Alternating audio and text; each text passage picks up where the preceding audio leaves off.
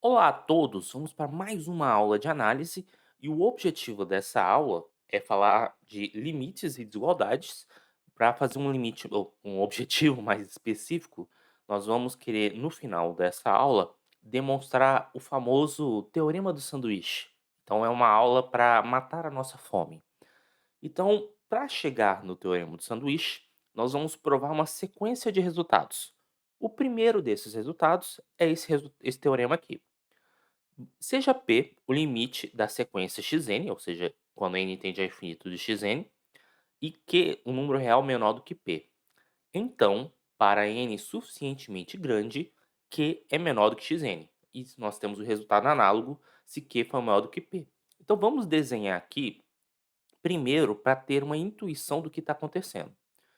Inicialmente você tem um número Q, que ele é menor do que P, e você está dizendo que existe uma sequência xn que converge para P, e aí a sequência, como ela converge para P, para termos suficientemente grandes, a sequência xn, ao se aproximar de P, você consegue garantir que essa sequência xn é maior do que Q. Eu não estou dizendo que toda a sequência é maior que Q.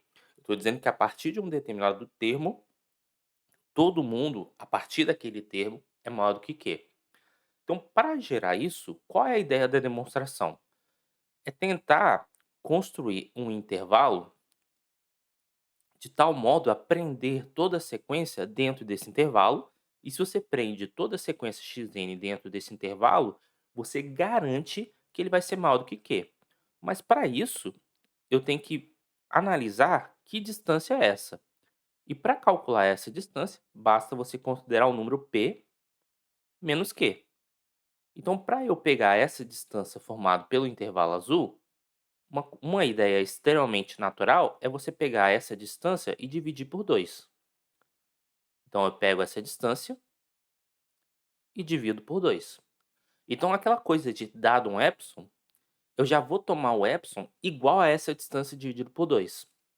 Então, tomando o epsilon, tomando o epsilon igual a p menos q sobre 2, e eu sei que esse número é maior do que zero, por hipótese p é maior do que q, eu sei que existe um n0 natural, um n0 pertencente aos naturais, de tal modo que, para todo n maior do que esse n0, na verdade até maior ou igual se eu quiser, eu sou capaz de dizer que a distância entre xn e p é menor do que esse epsilon, ou seja, menor do que p menos q sobre 2. Então isso é a hipótese do fato de xn convergir para p. O que eu quero provar mesmo? Eu quero provar que xn é maior do que q. E para você provar que um número é maior do que outro, a melhor maneira de você fazer é você analisar a diferença. Então isso aqui é uma hipótese, a gente guarda essa informação, eu vou chamar essa informação de informação número um. A gente deixa como se fosse a massa descansando. E agora nós vamos chegar no nosso objetivo, que é o seguinte: o que nós queremos provar é que xn, antes, né, para n maior ou igual a n0, o que nós gostaríamos de provar é que xn é maior do que q. Mas para provar que xn é maior do que q, o que que eu vou fazer? Eu vou pegar a diferença dos dois números. Se eu provar que, por exemplo, esse número, essa diferença é um número positivo, então eu estou mostrando que xn é maior do que q. Se eu mostrar que essa diferença é igual a zero, os dois números são iguais. Se eu mostrar que essa diferença é negativa, q é maior do que xn. Mas vamos desenvolver um pouco mais essa conta aqui no rascunho. Não é muito difícil perceber que, se vocês desenvolverem aqui, xn, bem, xn menos p vai ficar entre p menos q sobre 2 e menos p menos q sobre 2. E eu quero mostrar que esse número é positivo. Então o que que eu vou fazer? Eu vou somar e subtrair por p. Então na hora que eu for somar e subtrair por p, para aparecer essa parcela xn menos p, aqui vai ficar xn menos p mais p menos q. E por que que eu vou fazer isso? Porque note que a diferença xn menos p, ela é maior do que menos p menos o p menos q sobre 2. Então, esse cara aqui, o xn menos p, é maior do que menos o número p menos q sobre 2. E aqui não é muito difícil perceber que vai dar p menos q sobre 2, que é um número positivo, independente do valor de n. Se isso é positivo, independente do valor de n, então você acabou de concluir o seguinte: para todo n maior ou igual a n zero, xn é maior ou igual, na verdade até pela demonstração aqui que eu estou vendo, você até provou que é maior estrito do que q, o que é intuitivo pelo nosso resultado. Então, fica como exercício provar a versão análoga, que é, se porventura o q for maior do que p, então para n suficientemente grande, você vai ter que xn é menor do que q. A demonstração é totalmente análoga e até vale a pena trabalhar, né, nesse exercício para poder ver se vocês entenderam a demonstração. Um corolário desse resultado é você pensar no valor de q igual a zero. Mas é legal a interpretação desse resultado para várias aplicações práticas, que é o seguinte: se você tem aqui uma sequência xn converge para um p, mas esse p é positivo, vamos ilustrar aqui. A converge para um terço. Então você consegue garantir que para n suficientemente grande, os termos da sequência vão ser positivos. Assim como, se você tem que a sua sequência converge para um número negativo, você consegue para n suficientemente grande, até aqui dei uma bananada, aqui na verdade é se P é aqui houve uma pequena confusão no analogamente. Aqui o que eu quis dizer é, se P é negativo, então para n suficientemente grande você tem isso. Agora sim. Mas de qualquer forma a ideia é, se xn converge para um número negativo, para um termo suficientemente grande, todos os termos da sequência vão ser números negativos. Isso é muito legal, pensando, por exemplo, quando for estudar funções contínuas. Então, é interessante esse corolário, porque ele particulariza e dá uma interpretação interessante sobre convergência. Bem, um outro corolário, um outro resultado interessante é o seguinte: vamos considerar, e aí eu vou fazer um desenho para facilitar a compreensão. Eu vou marcar de branco a sequência xn e a sequência xn, digamos que ela converge para um número p. Digamos que o nosso p está aqui. Ela não precisa ser monótona não, então vamos marcar mais ou menos assim. E digamos que nós temos uma sequência yn, que ela converge para um número q, aonde dentro da nossa hipótese, para todo n, né, suficientemente grande, xn é sempre menor ou igual a yn. Então, q necessariamente é maior ou igual a p. Porque também é intuitivo, né. Se você tem, por exemplo, que as 2 sequências são convergentes, mas a partir de um determinado momento, um termo da sequência é sempre menor do que a outra, então se ambas estão convergentes, é razoável supor que a que é menor converge o número a que recebe a convergência do menor é menor do que que recebe a convergência do maior. Acho que ficou claro a intuição do resultado. Mas como é que a gente prova esse fato? Vamos pensar no seguinte, antes de mais nada. Vamos fazer uma comparação entre P e Q, já que nosso objetivo é demonstrar que Q é maior do que P. Então, num rascunho, vamos manipular esse cara aqui. Só que a nossa hipótese, ela envolve xn e yn. No caso Q está associado a yn, então eu vou somar e subtrair por yn. Então, no caso Q, eu vou subtrair por yn, porque isso vai estar associado à convergência. Só que se eu subtrair por yn, eu tenho que sopar por yn. O problema é que se eu colocar menos p aqui, eu não tenho nenhuma relação entre yn e p. Mas eu posso fazer o seguinte: que tal somar e subtrair pelo xn? Bem, ao fazer essa conta, eu até vou fazer invertendo a ordem aqui, né? Subtrair e somar. Nós temos 3 parcelas para, como diria aquela música, analisar se essa cadeira é de praia.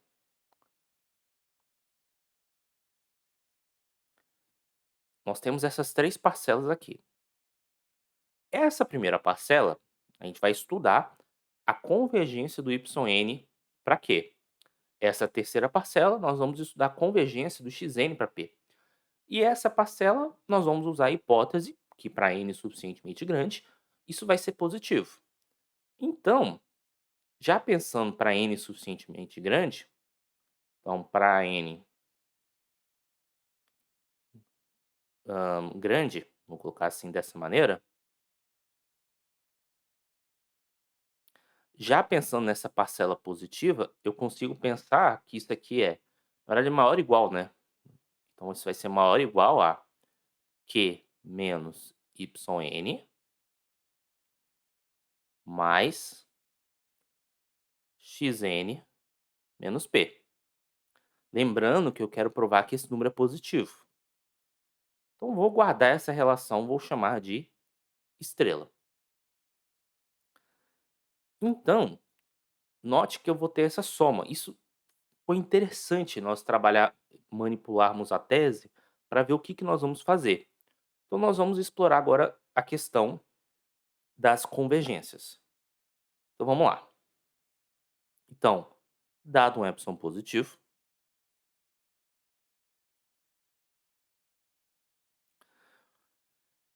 rigorosamente falando, eu deveria colocar assim: existe um n0 positivo e depois existe um n1 positivo. Aqui eu vou simplificar positivo assim, é zero natural. Como só são duas parcelas, tá bem tranquilo. Eu vou colocar, porque qualquer coisa é só tomar o máximo, então tá bem tranquilo. Não vou ficar também me preocupando demais com isso não. Então existe um n0 natural, tal que para todo n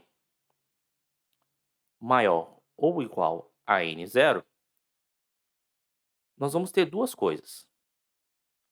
Que yn menos q é menor.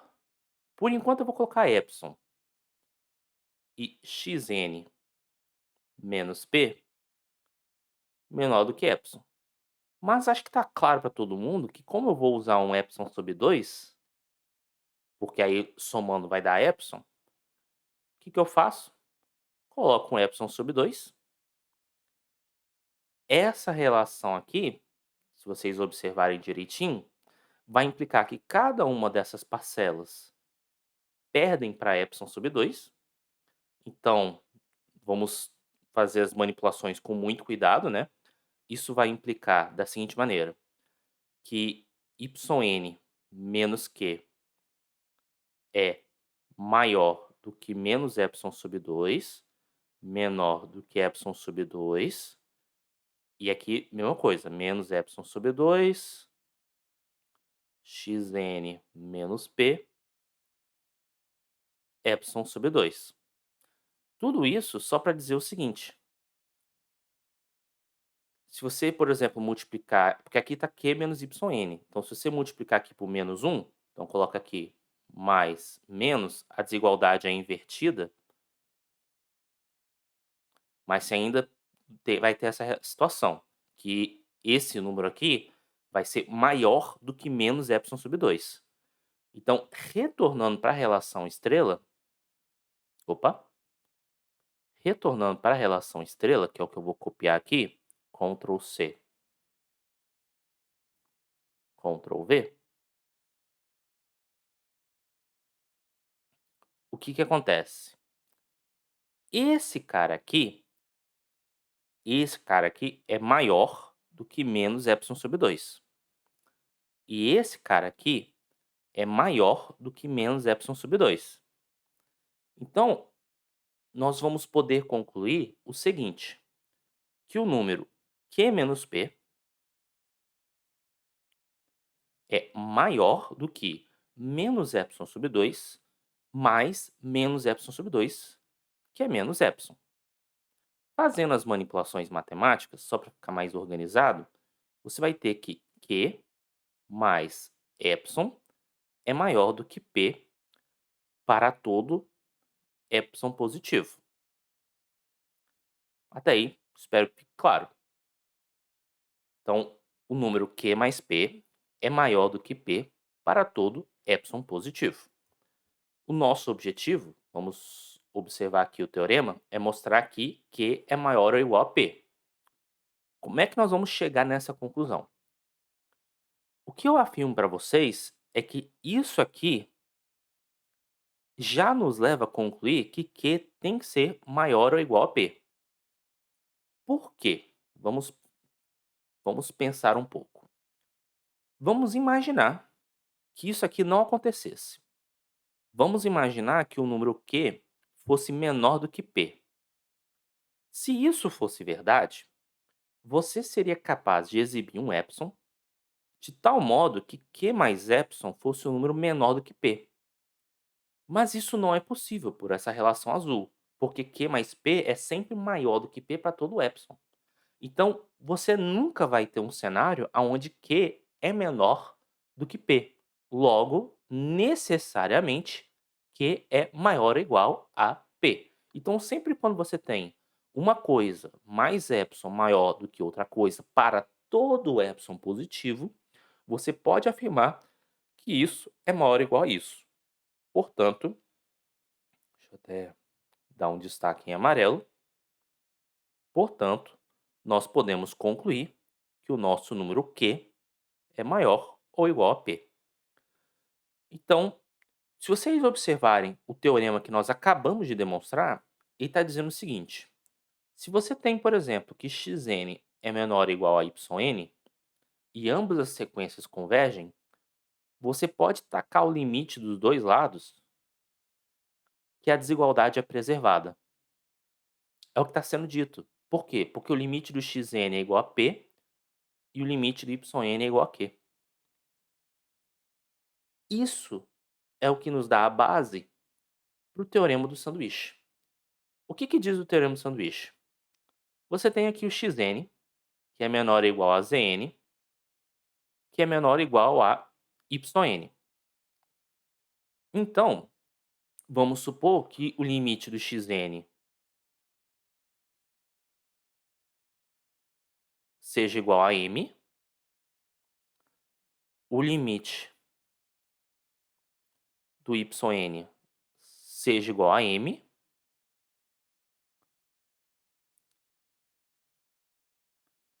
e o que nós acabamos de estudar é que quando você tem uma sequência onde para n suficientemente grande, os termos da sequência respeitam uma desigualdade, o processo de passar o limite mantém a desigualdade, e aí você, antes de mais nada, você acaba comprovando que o Zn é uma sequência que ela é limitada, então você consegue uma subsequência que converge, e aí através dessa sequência de manipulações você consegue mostrar especificamente para onde ela converge. Por quê? Porque você acaba de concluir que o limite do Zn é maior ou igual a m, menor ou igual a m, portanto, o limite quando n tende ao infinito do Zn é igual a m. E aí, nós chegamos na demonstração do teorema do sanduíche, que é meio que é quase que um corolário dos resultados anteriores. Então, espero que tenha ficado claro essa aula. Qualquer dúvida, estou à disposição. E até a próxima.